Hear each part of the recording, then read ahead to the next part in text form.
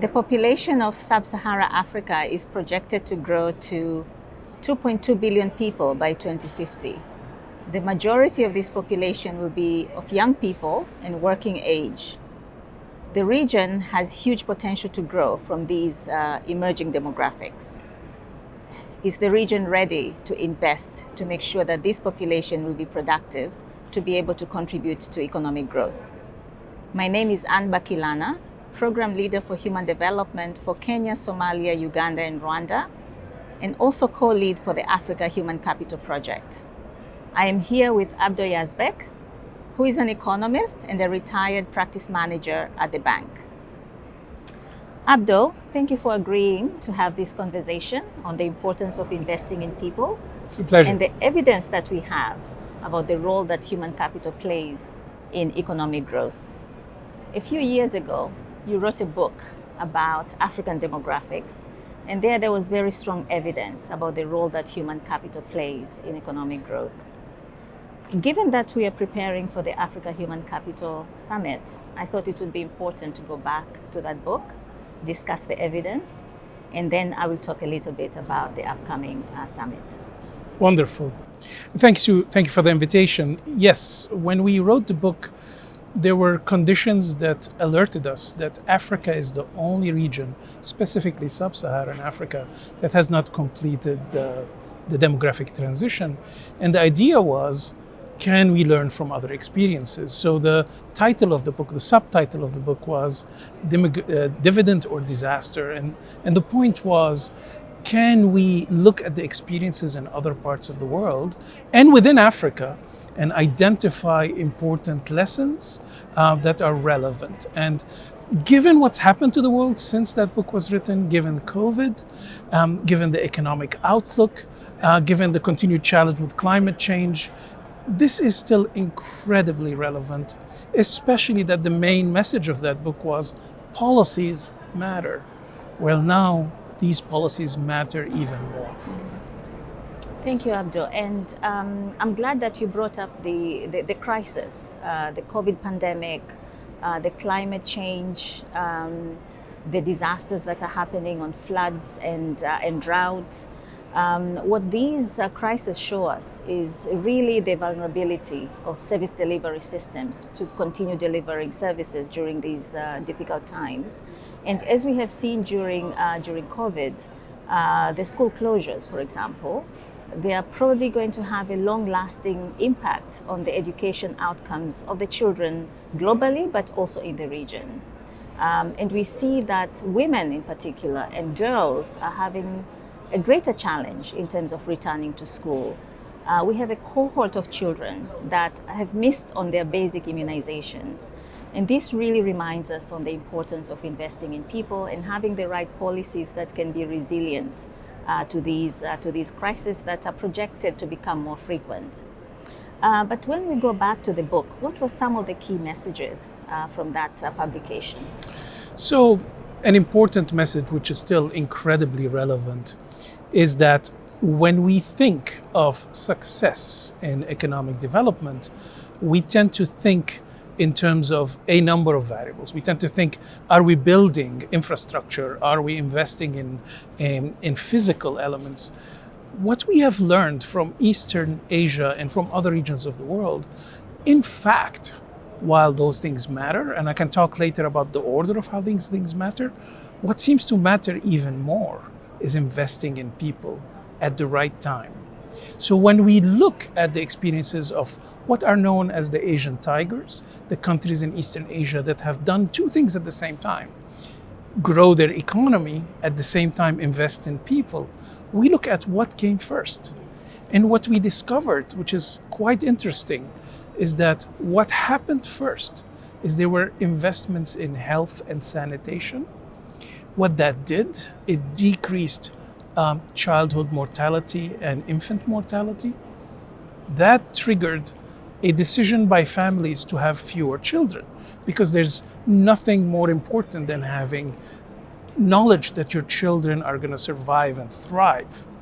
When families started having fewer children, two things happened. One, they invested more in these healthier children. because there are fewer children to educate, but also the country invested more because there's more per capita per child. In parallel, women who had fewer children had more time to invest in themselves. So there was more empowerment of women. They entered the labor market. So you have this situation in Eastern Asia, the East Asian tigers, where you have sanitation health leading to health outcomes, leading to fewer kids being born, leading to bigger educational investments in the kids and their mothers. And that, with policies around creating jobs, it created this powerful dividend, this economic dividend. It's important to keep in mind, this didn't happen in every region and in every country. The difference between the two is that the countries that succeeded had the right policies. Countries that did not, in Asia, elsewhere in the world, failed to do it, and those dividends were lost. In fact, they became a difficult issue for them. So what you're saying, Abdo, is that this dividend is not automatic and it's not guaranteed, and that it really requires a concerted effort by governments to invest in their people, and that these investments have to be sequenced.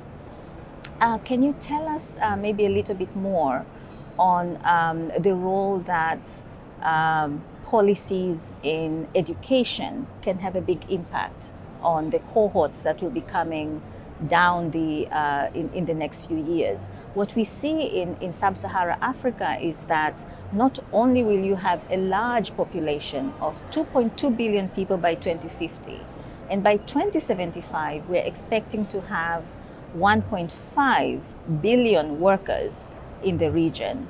What kind of interventions do you think are really central to ensuring that this demographic dividend is captured? So following on the main trends we discussed in the demographic dividend, once you have fewer and healthier children, you have a bigger investment per capita, per child, in their education. It also gives the country the opportunity to focus on a couple of things in education. Quality of education.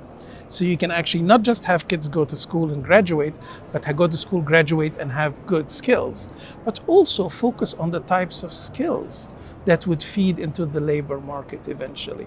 So education becomes that important linchpin that takes healthy kids into labor market and allows them. Same thing with the mothers. Educating the mothers, or have them get the opportunity to be educated, allows them to enter the labor market and earn more. So that is an important piece of the equation. Thank you so much for bringing up the issue around women and girls' education. At the World Bank, we have supported quite a number of interventions and projects that focus on women, that focus on girls. We have a really big program on women economic empowerment in West Africa. We have a big operation in Zambia, for example, on the girls' education and women economic empowerment. Some of these interventions really make a difference, especially when we are looking to the next generation of women who will enter the labor force in different capacities. You mentioned the challenge in terms of identifying and creating opportunities for jobs, and to make sure that countries do not waste this opportunity. Mm-hmm. Can you talk a little bit about that? How can a demographic dividend not be attained when jobs are not available? Absolutely. So it's important to think of economic development along three phases. Mm-hmm. Historically, when I started development, I'm old, we were looking at development as physical infrastructure, as building things, big things, dams, roads, irrigation systems.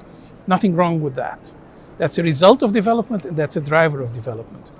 As we thought more about development, we realized this doesn't work enough unless you have good economic policies, unless you think about enterprise ownership, trade policy, regional integration, financial sector, basic governance. So in addition to physical infrastructure, you need to also have the correct economic policies to generate the kind of employment. The last piece, the piece that we are focused on, is the human side of development.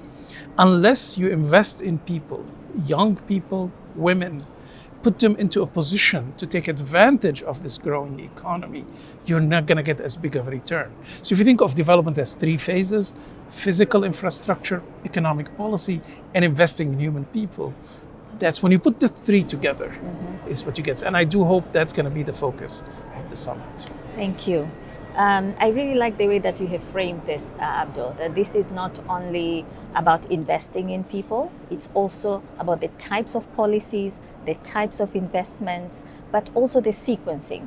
What comes first, what comes second, and that's extremely important when we are starting to discuss this upcoming summit.